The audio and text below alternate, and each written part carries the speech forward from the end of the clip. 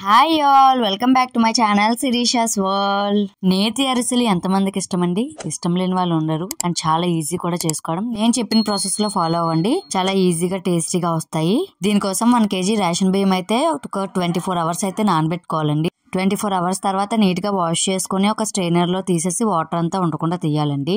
ఇప్పుడు దాన్ని ఒక క్లాత్ లో వేసి మనం తడి లేకుండా చేసుకొని అయితే పిండి ఆడించాలి. ఇలాగా బియ్యంతో చేయడం వల్ల అరిసెలు చాలా టేస్ట్ గా ఉంటాయి. ఇప్పుడు బెల్లం పాకం కోసం అయితే బెల్లాన్ని బాగా తురుముకోవాలండి.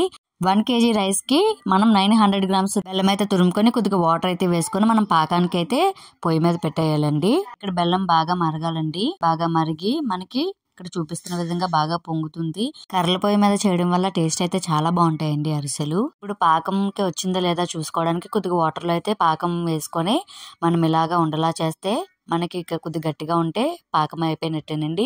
ఇప్పుడు ఈ రెడీ అయిపోయిన పాకంలో కొద్దిగా పిండి వేసుకుంటూ మనం ఉండలు లేకుండా అయితే బాగా మిక్స్ చేసుకోవాలి. ఒక ప్లేట్ తీసుకొని ప్లేట్ లోకి కొద్దిగా నెయ్యి నూనె వేసుకొని మిక్స్ చేసిన పిండి ముద్దనంతా ఈ ప్లేట్ లోకి ట్రాన్స్ఫర్ చేసుకోవాలి. ఇప్పుడు పొయ్యి మీద పెనం పెట్టుకొని డీప్ ఫ్రైకి సరిపడా ఆయిల్ అయితే వేసుకోవాలి.